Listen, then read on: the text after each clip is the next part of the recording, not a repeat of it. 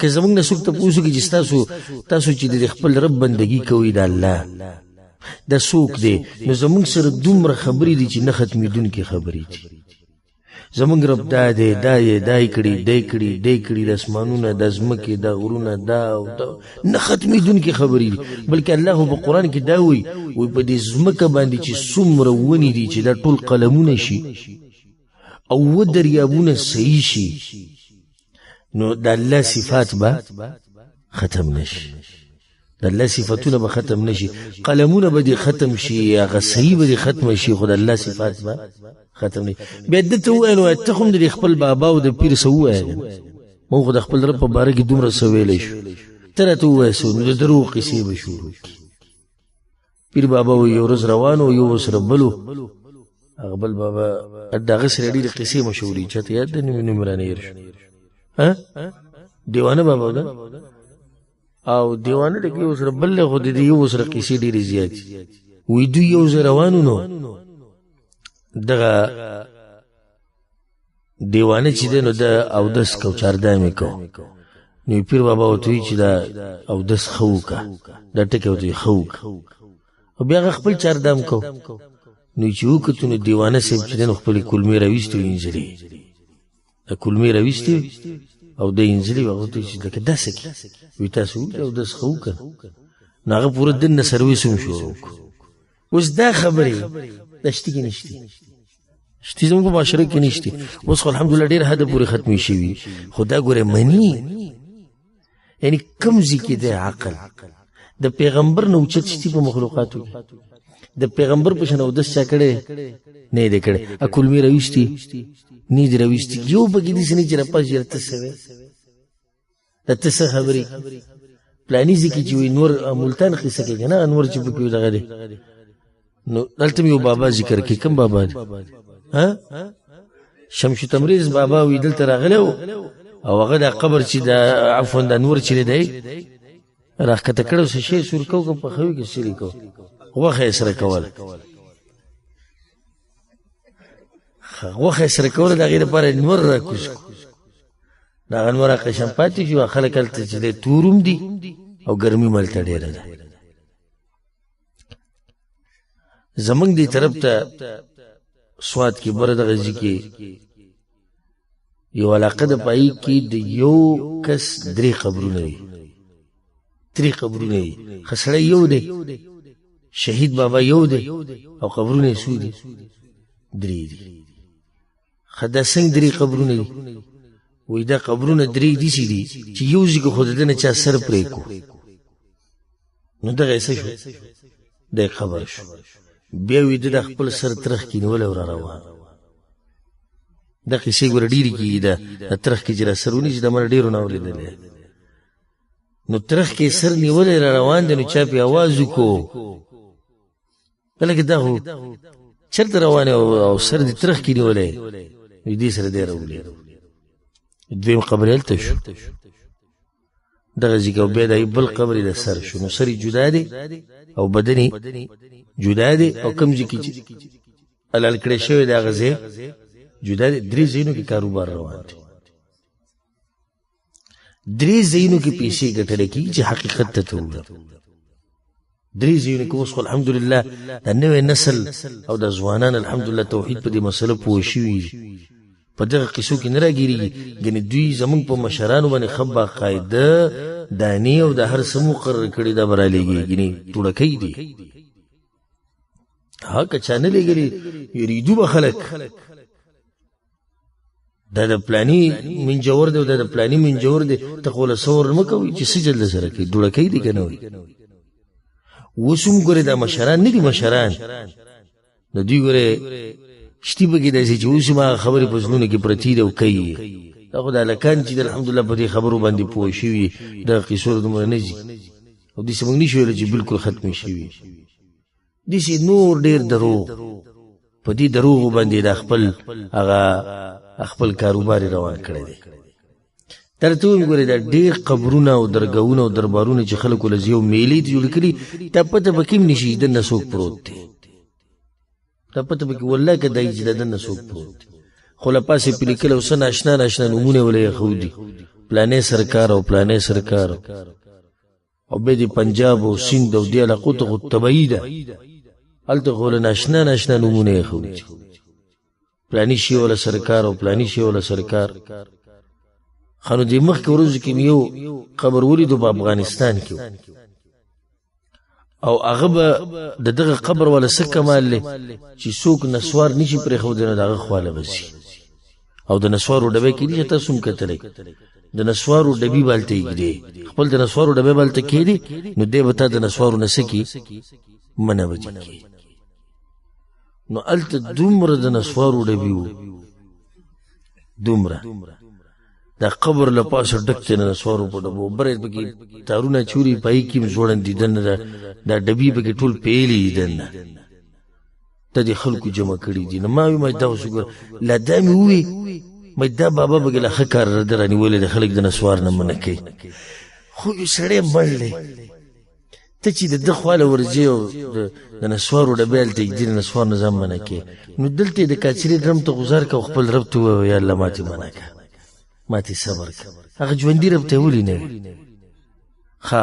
بعضو پکې بورډ لګولی باقاعده چې مونږ دا کار کوو دا کار کوو دا کار کېږي په ګارنټۍ سره په څه سره په ګارنټۍ سره کېږي بیا دلته دې بعضو پکې داسې کړي دي او دا دې بونیر کې مشتي پیر بابا طرف ته چې ځې داسې لار پکې راشي په منځ کې چې هغه تنګی نو سړی پکې سیده نشي اوړی نو چې کله ته ورشي او سیده پکې نشي اوړی نو تا ته وایي ګناهګار یې ګناهګار یې پیسې راوباسه هغې د بابا په نوم باندې ورکړه ښه هغې کې قدرتي څوک سیده نشي اوړی نو ته به پیسې ورکړې نو خیال خو دې دی چې اوس به راته لار کولاو شي ځکه چې ګناهونه څه شو ګناهونه خو د پیسو سره ورېږي نو چې کله ته پیسې ورکړې ورته بیا څه وکړو لږ کوږ شه دننه راشه ټول کاروبار روان دی والله العظیم ټول کاروبار روان دی د خلکو په عقیدو پورې مذاق د خلکو په هغه دین پورې مذاق الله سبحانه وتعالی دې د داسې ګمراهۍ نه دې الله موږ لرې ساتي د هغې نه بعد درېیمه قاعده القاعدة الثالثه درېیمه اهم او بنیادي خبره هغه دا ده نن سبا چې کله د مشرکانو سره خبره کوي د نن سبا د وخت چې وګوره پیغمبر صلی الله علیه وسلم هغوی ته دا وي نو تا ته وایي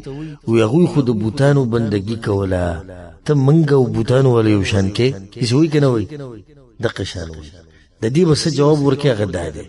وأن النبي صلى الله عليه وسلم ظهر على أناس متفرقين في عباداته پیغمبر صلی الله علیه وسلم لږ کله الله پیغمبرتیا ورکړه او نبوت ورکو نو هغه داسې خلکو ته دعوت شروع کو چې هغوی د یو شي بندګي نه کوله منهم من يعبد الملائکه بعضو پکې د ملائکو بندګي کوله ومنهم من يعبد الانبياء والصالحين بعضو پکې د پیغمبرانو او د نیکانو خلکو بندګي کوله ومنهم من يعبد الاشجار والاحجار او بعضو پکې د ونو او د ګټو بندګي کوله ومنهم من يعبد الشمس والقمر بعضو پکې د نور او د سپومۍ بندګي کوله وقاتلهم رسول الله صلى الله عليه وسلم او پیغمبر صلی الله علیه وسلم د ټولو سره جهاد کړی دی ولم يفرق بینهم او دا فرق پکې نه دی کړی چې نه دا د پیغمبرانو بندګي چې کوي دی ښه دی او دا د بوتانو د بندګي چې کوي دی ښه نه دی او دا د ملایکو بندګي چې کوي دی ښه دی نه ټول یو شان دي ځکه چې ټول د غیر الله بندګي کوي ما ته اوس وختي دا خبره وکړه چې د الله بندګي به کوي او د الله سره به څه شی نه شریک کوي په څه شي کې د ټول مخلوق رایې که رانغی پیغمبران پکې رالو نیکان پکې رالو ونې او ګټې پکې رالې قبرونه پکې رالو نور او سپومۍ پکې ټول رالو به دې کې دا فایده وی پیغمبر صلی الله علیه وسلم دې خلکو ته دعوت شروع کو چې هغوی قسمه قسم مخلوقاتو بندګي به کوله ځکه یوسف علیه السلام چې کله جیل ته واچولی شو او د هغه سره څو ځوانان نورو په جیل کې دوه سره خوبونه یې چې لیدلي نو هغه ول دعوت ورکو نو هغه ته څه وویل دواړو ته ارباب متفرقون خیر ام الله الواحد القهار وی اې د جیل ملګرو یو رب ښه دی او کافي دی که نه چې د هر چا در ته منډې وایي دا ښه ده د هر چا طرف ته منډې وایي دا ښه ده که نه یو رب ته چې سړی لګي یو بندګي کې لږ لږ ساعت مخکې چې ما بهم پیغه مثال ذکر کړ ضرب الله مثلا رجلا فيه شركاء متشاكسون ورجلا سلما لرجل یو سړی د غلام دی د یو مشر سره او یو سړی د غلام دی د ډیرو شریکانو سره یو طرف ته زغلی او بلی بل طرف ته زغلی اوس دا خلک چې کله ته چا سره باز شروع کې او تا ته دا ووایي چې ګوره د مکې مشرکانو خو د بوتانو بندګي کوله ته موږ د هغوی په شان کې موږ خو د بوتانو بندګي نه کوو نو موږ ورته دا وایو چې نه دا خبره ستا غلطه ده چې د مکې مشرکانو به صرف د بوتانو بندګي کوله بلکې د مکې مشرکانو کې بعض سو چې هغوی د نور او سپومۍ بندګي کړې ده د ملایکو یې کړې ده د بوتانو یې کړې ده د پیغمبرانو یې کړې ده او د پیغمبرانو نه نیکان څوک شته زیات نشته نو بیا هغوی د خو یو شان دلیل د نور او د سپومۍ دا راوړی د الله په قرآن کې وایي ولا تسجدوا للشمس ولا للقمر واسجدوا لله او سجدې مه لګوئ نور ته او سپومۍ ته سجدې لګوئ چا ته الله ته دې چې الله منع کړو د نور او د سپومۍ د سجدې نه یعنی مطلب دلته دا شو د دې نه واضحه شوه چې بعضو پکې د نور او د سپومۍ عبادت کوو ودلیل الملائکه په دې څه دلیل دی چې هغوی د ملایکو بندګي کړې ده ولا یأمرکم ان تتخذوا الملائکه والنبیین اربابا د دې آیت نه دا واضحه شوه وی د ملائکو نه تاسو رب نشئ جوړولی د دوی بندګي به نه کوئ د دې نه واضح شو چې په هغو کې بعضو د ملایکو بندګي کوله والعیاذ بالله بعضو پکې دا وي ملایک د الله څه دي ملایکو یې د الله لوڼه دي ودلیل الانبیاء په دې څه دلیل دی چې هغه وخت کې د پیغمبرانو بندګي شوې ده د قیامت په ورځ به الله عیسی علیه السلام ته وایي یا عیسی ابن مریم أأنت قلت للناس اتخذوني وأمي إلهين من دون الله آیتا خلقو تویلو چې زما بندگی کوي او زما د مور بندگی کوي د نیکانو خلقو مبارکم دلیل دا خوله اولئک الذين يدعون يبتغون الى ربهم الوسيله ايهم اقرب وی دوی چې د مشرکان چې چاته आवाजونه کوي او مدد شوی هغه په خپل یو لار لټي چې موږ بل الله ته سن نږدې کیږو یعنی نیکان خلق نو د دینه دا واضح شو چې د مکی مشرکانو صرف د بوتانو بندگی نه ده کړې بلکې د پیغمبرانو یې کړې ده د نیکانو یې کړې ده د ګټو د ونو یې کړې ده د ملایکو پکې شوی ده دا وخت مشرکانو پکې د نور او د سپومۍ بندگی کړې ده د ستورو پکې شوی ده نو د هغه وخت مشرکان او زمونږ د وخت مشرکان په دې مسله کې یو شان دي ودلیل الاشجار والاحجار چې هغوی بندگی کړې ده د ګټې او د ونې په دې دلیل دا دی افرأیتم اللات والعزى ومناة الثالثة الاخرى د درې بوتان دي مشهور د مکې د مشرکانو لات او عزى او منات د لات بوت چې دی دا یو سړی نیک سړی د حاجیانو خدمت به کو د حاجیانو له خوراکونه ورکول کله چې دی مړ شو نو د په قبر باندې لپاسه آبادی جوړ کړه او بس دغه وخت خلک دغه د قبر په خوا کې پریوتو او دغه په قبر باندې صادری واچولي فصاروا يعبدونه من دون الله نو د الله نه علاوه دغه بندگی شروع شو او مشهور شو په لات باندې دغه خلک او زمونږ د وخت د خلک فرق پکشتي بلکې هغه تل غوړي دي هغه سړي غوړي دي مسلې راځو ان شاء الله خو دې ځکه وګوره هغوی هم دغه نیک انسان د قبر بندگی شروع کړه زمونږ په زمانه کې دغه قبرونو ته پراته دي والعزى دویم بوتو عزى دا په وادي نخله کې یو ونه وه د مکې او د طایف په منځ کې د قونه باندې چې صادرې اچولې او د هغې سره آبادي کړې او د هغې بندګي به کوله او په دې ونه کې به شیطانان ناسو د خلکو سره به خبرې کولې نو خلکو به دا ګمانو چې دا ونې موږ سره دا ونی خبرې کوي دا ونو بندگی بکی شو ومنات دا غدرین بوته دا غټه غټه او دا د جبل قدید په مکه کې چې کوم غر د جبل قدید وته ویل کی د مکه او د مدینه په منځ کې هغه ځکه دا بوت پروتو د غټی نه جوړ شوی د دې بندگی وکوله نو د دینه دا ثابت شو چې هغه د غټي بندگیم کړی دا د ونی هم کړی دا د قبرونو هم کړی دا نو یوازې د مکی مشرکانو د بوتانو بندگی نه ده کړې که څوک موږ ته دا وایي چې تاسو د بوتانو د بندگی آیتونه به موږ فټ کوئ موږ وایو نه هغوی صرف د بوتانو بندگی نه ده کړې دا ورته وښایه وایه افرایتم اللات دا لات څوک وایه دا نیک سړی نه و د حاجیانو خدمت به نه کو او کله چې مړ شو بیا په هغوی قبر جوړ نه کو درګاه او دربار ولا جوړ نه کو همدغه شان کارونه وای تاسو ته به یو حدیث راوړی ډېر فایدهمن حدیث دی وحديث ابي واقد الليثي رضي الله عنه ده حديث امام احمد بن حنبل رحمه الله راوړی او بسننو کې دی ابو واقد الليثي رضي الله عنه وی ابو واقد الليثي دا صحابي دی او د په 8 هجری کې مسلمان شوی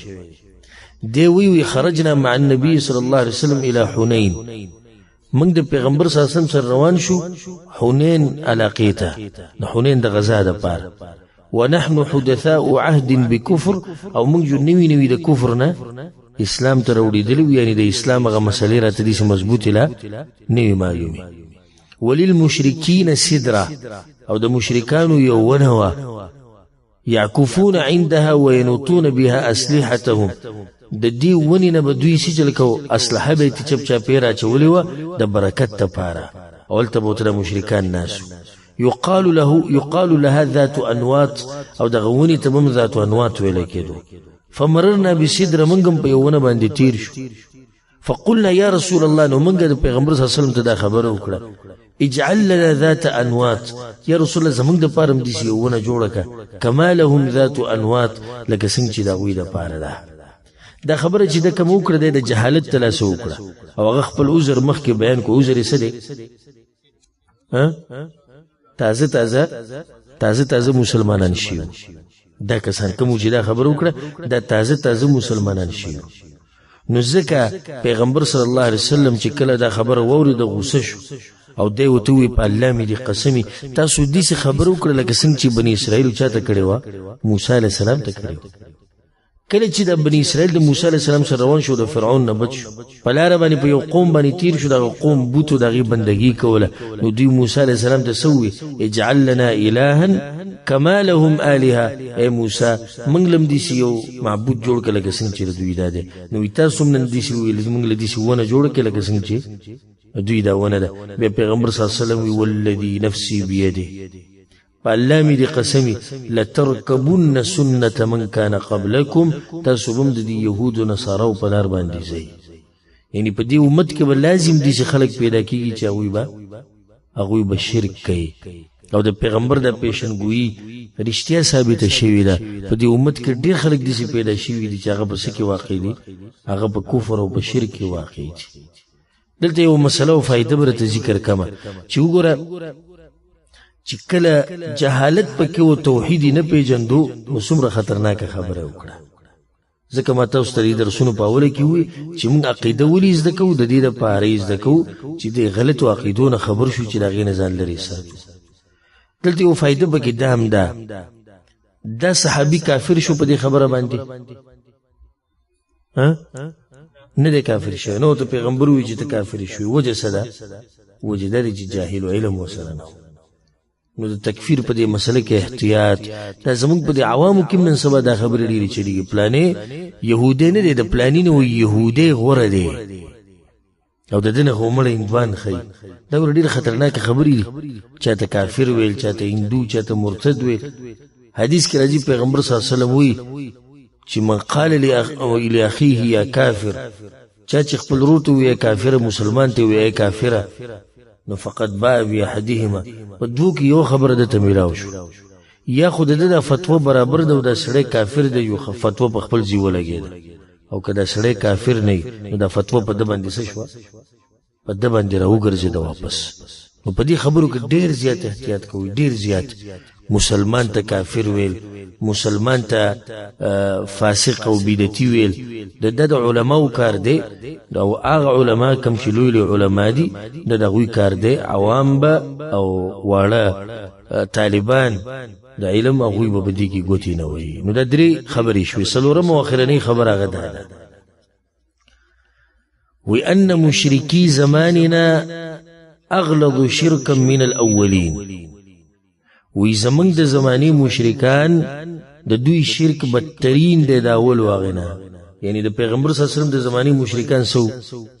هغه د دوی نه غوړو وجه صدا وجد بیانی وی لأن الأولین يشركون في الرخاء ويخلصون في الشدة هغه پخانی چې کوم مشرکانو هغوی به د شرک په راحته کې کو خو په سخته کې به شرک نه کو په سخته کې به د خپل بوتان هیر شو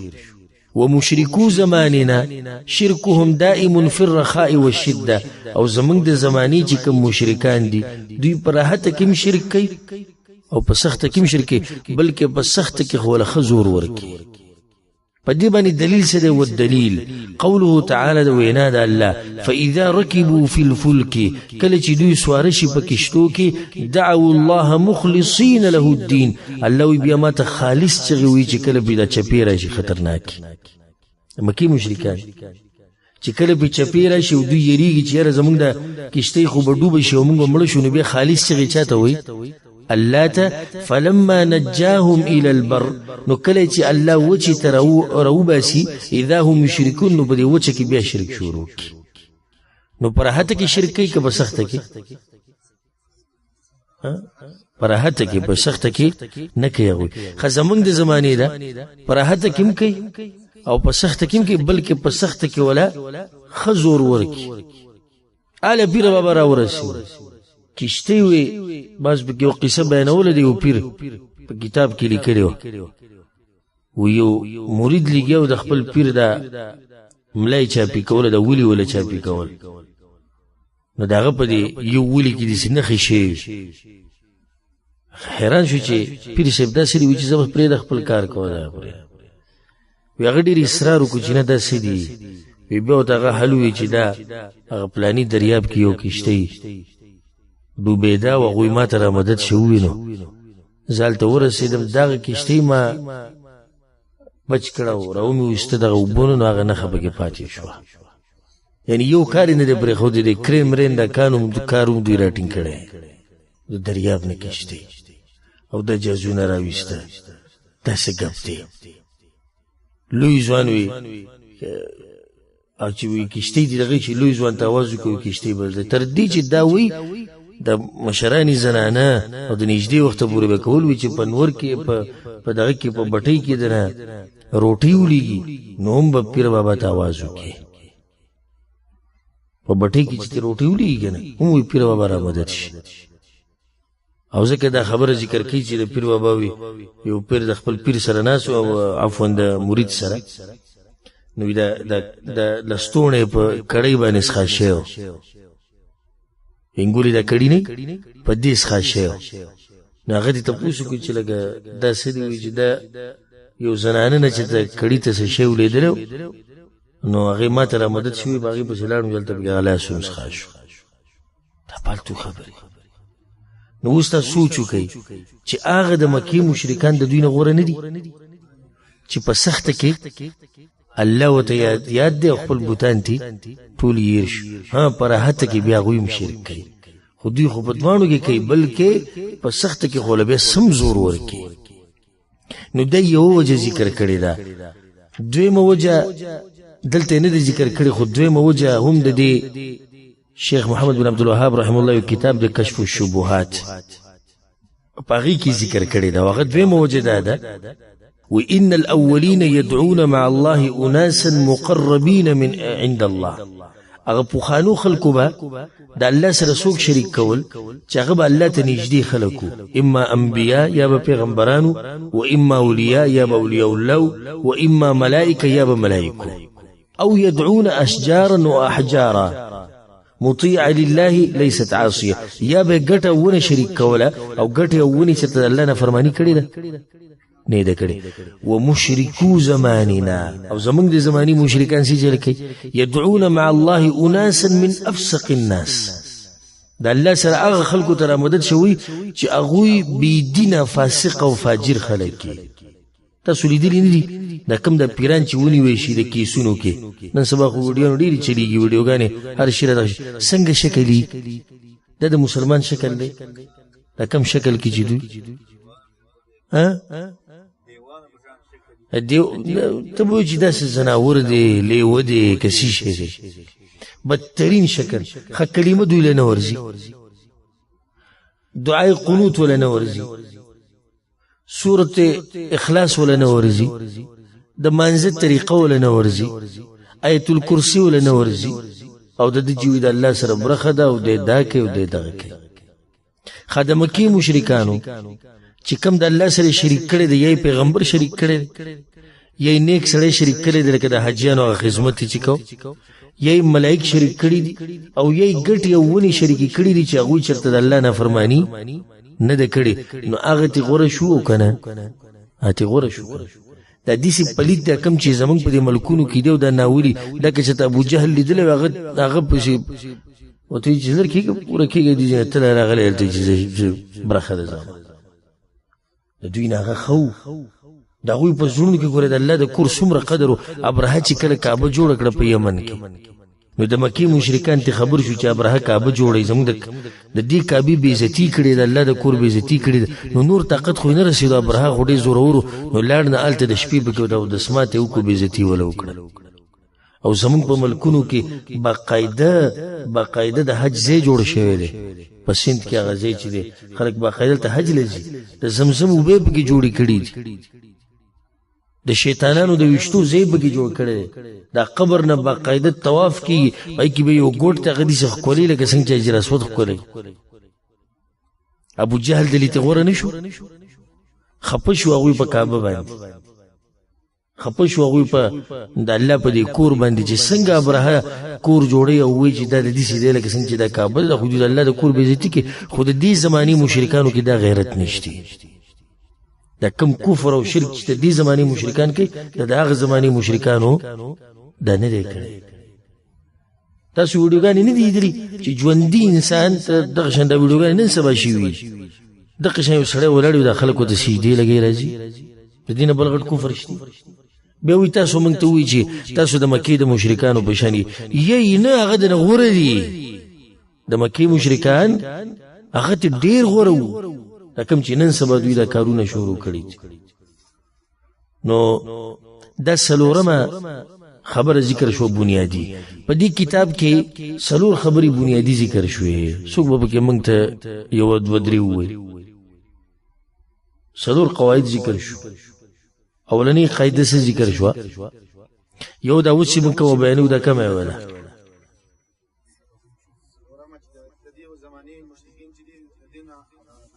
د دې زماني مشرکان د هغه زماني د مشرکانو نه بدتر دي او هغه تی غورو یو دویمه دا مسله واضح شوه چې د مکی مشرکانو صرف د بوتانو بندگی نه ده کړي بلکې هغوی د ملائکو هم کړي ده د نیکانو خلکو هم کړي ده د انبیاو هم کړي ده او د ګټو او د ونو هم کړي ده درېمه خبره پکې دا شوه چې څنګه چې د دې زمانې مشرکان وایي چې موږ د دې قبرونو والا بندگی نه کوو موږ خو صرف دې دپاره لګیایو چې دوی موږ الله ته نږدې کړي او زموږ سفارش وکړي هم دقه شان خبره د هغه زمانې مشرکانو به هم کوله څلورمه خبره پکې دا واضح شوه او بیان شوه چې د مکې مشرکانو هم دا خبره منله چې الله د ځمکې او اسمانونه پیدا کړي دي الله مرګ او ژوند ورکوي الله رزق ورکوي د الله په لاس کې هر څه دي خو د دې باوجود هم اسلام ته داخل نشو وجه دا چې په دې باندې څوک نه مسلمانېږي دې سره به لازم دا خبرې به مني او د دې سره به بیا بندګي د یک یوازې الله کې هم د دغه الله به کې د چا مبارک چې وایي چې ځمکه اسمانونه هغه پیدا کړي د څلور اهمې خبرې په دې مبارک کتاب کې بیان شي او د دې لپاره مؤلف رحمه الله دا کتاب لیکلی دی او دې ته عنوان یې ورکړی دی القواعد الاربع څلور بنیادي خبرې چې دا دې وپېژندې نو شرک د توازیه شو بیا به ځان لرې ساتي او په آخر کې تمت وصلی الله علی محمد وعلى آله وصحبه وسلم مؤلف رحمه الله دې سره چې دی کتاب ختم شو بیا په پیغمبر صلی الله علیه وسلم باندې درود ویلی دي دا بعض هغه مسایلو چې د عقیده سره تعلق ساتو او صرف یو څو مسلې وي مختصر دا کتاب ډیر مختصر دی او څو الفاظ دي او څو قواعد په ذکر شوي نور د عقیده مسلې چې تفصیلی بیان او خو بیا ډیر تفصیلی دا ډیر اوږده مسله ده او کې دي چې تاسو زما درسونه اوریدلي موږ د کتاب التوحید شرح کو د شیخ محمد بن عبد الوهاب رحمه الله پای کې اوس چې موږ په یو درشم درس کې روان یو او باقی لا ډېر درسونه پکې پاتې نو توحید مسله ډېر غټه مسله ده، ډېر اوږده مسله ده، ډېره جوهره مسله ده او ډېره خوندوره مسله ده. نو زما تاسو ټولو ته او د ټولو قدرمنو ته دا نصیحت دی چې د خپلو عقیدو خیال وکړئ. د اسې موږ ګناهګار یو، اسې موږ دغه ټک خطا بندګي د الله کوو. نو که چېرته یو سړی مړ شو او عقیده هم خرابه وه نو په قرآن کې الله سبحانه وتعالی دا خبره ذکر کړې ده: ما كان للنبي والذين آمنوا ان يستغفروا للمشركين ولو كانوا اولي قربى. پیغمبر لندی روا، مؤمنانو لندی روا چې د مشرک د پاره د بخانی سوالو کی ولو كانوا اولي قربى، اگر کدا مشرک د دوی پلاری روري زوی خو چې په شرک باندې مړ شو نو دعا ورلا نشي غوښته. نو سره د دې ټک خطا بندګۍ زمنګا او د دې ګناہونو چې سره په شرک کې موقع شي او په ځم باندې د دعا غ دروازې بندي کی، دنیا هم تباشي او آخرت هم تباشي. نو څومره تاوان یو، خو موږ ګناهګار یو، بندګیم کمزوري ده، خو چې دومره چې د سړي عقیده د توحیدي عقیده برابري نو د الله نه امید دي چې د الله سره مې شرک نه دی کړی، الله به ما وبخي. او دغه شان کوم مړ شي نو هغه شاته چې کوم مسلمانان دي هغوی د ده لپاره دعاګانې وواړي نو د خپل عقیده برابر کوي او د خپل عقیده د توحید په دې عقیده باندې مضبوط اوسئ. خصوصا په ښځو کې دا بیماریانې ډېرې دي، د دې عقیدې خلاف ورزیانې په هغو کې ډېرې د خپلو ښځو ته، کوروالو ته، ماشومانانو ته، مشرانو ته د عقیده بیان کوي. او دا اصل محبت ته د مور پلار سره او د خپلو بچو سره او د کشرانو سره. دا محبت نه تاسو دې ځنه پیسې لګي او ریالونه لګي او بس یاره منګه دا وکړو منګه دا وکړو. دا خو صرف د هغه دنیوي څه معمولي فایده ولته ورکې. اصل محبت د مور پلار سره دا دی، د بچو سره دا دی، د ښځې سره دا دی چې ته د الله د توفیق نه بعد د آخرت دغه جهنم نه او د آخرت د عذابونو نه بچ کې، او ته د الله د توفیق نه بعد دغه د قبر